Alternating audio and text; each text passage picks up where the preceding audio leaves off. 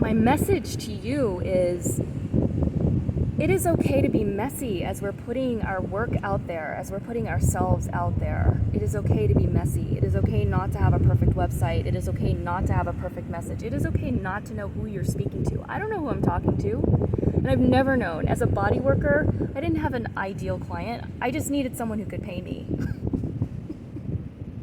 That was what was important. Someone who could pay me, and then it became someone who respected the work.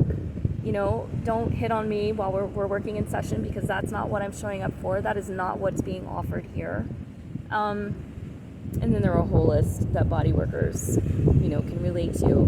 But my clientele were all over the board in terms of income levels, education levels, gender identity, sex, nationality, ethnicity, and whatever else there is. People were all over the place. Age. And I would not have wanted to say, I'm looking for, this, whatever the hell, archetype, avatar. I've been in so many, build your perfect avatar trainings, just thinking I just wasn't getting it, until I realized, no, actually, I'm available for whomever this message reaches, for whomever then wants to take a step towards me to see what work we can do together. That's who I'm available for. And my teachers have been available to that avatar. My avatar does not fit in a box. My avatar does not look like me. My avatar doesn't even think like me sometimes. That's just what's real. But my avatar wants what I want. Freedom, a feeling of spaciousness, inner and outward, an appreciation for beauty and artistry and craftsmanship, an appreciation for genuine communication, integrity, which has a wide range of maybe not meaning, but expression. Yeah, my archetype loves the world that we're living on, like the water and the rocks and the wind, the earth that we're on. My avatar doesn't look like something. My avatar doesn't have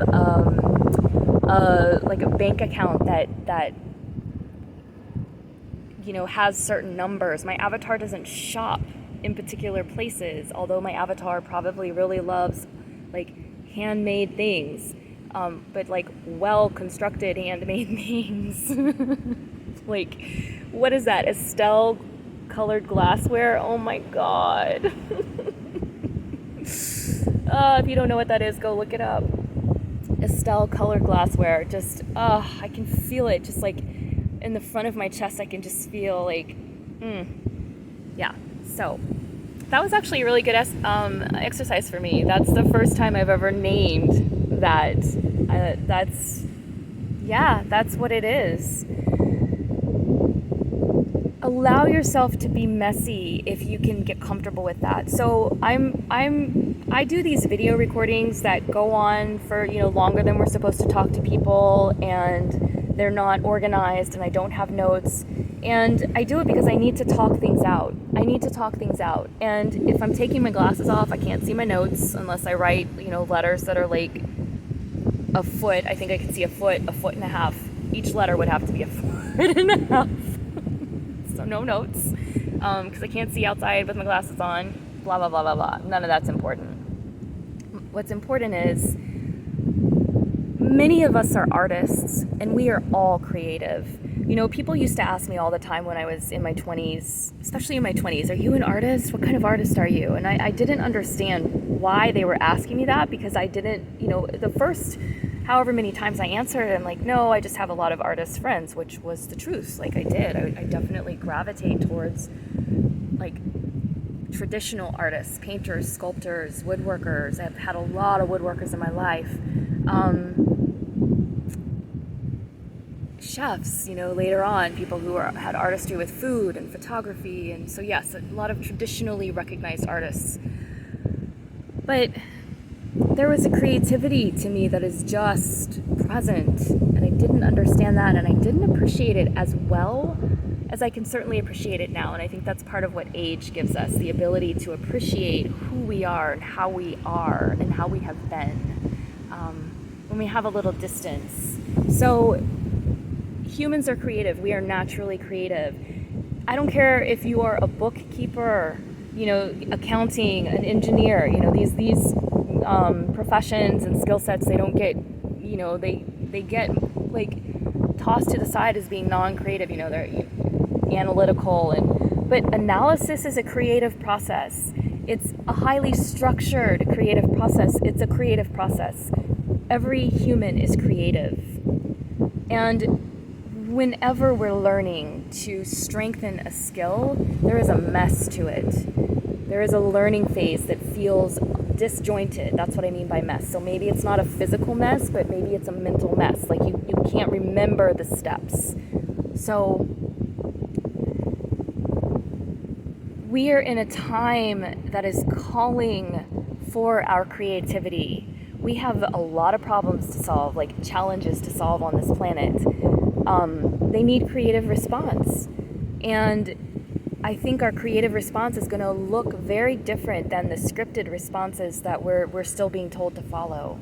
And that's really what I wanted to communicate.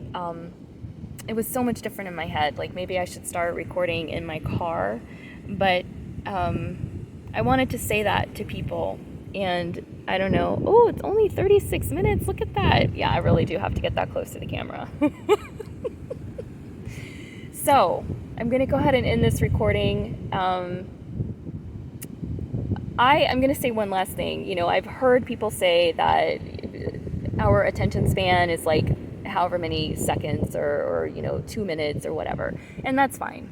There are people out there whose attention span is there. We can develop or redevelop our attention spans.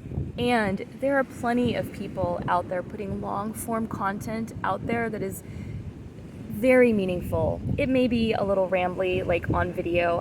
There are plenty of creators that I watch on video who have, they take a while to get to where they're going, but the journey there, the pictures that they paint, it's captivating.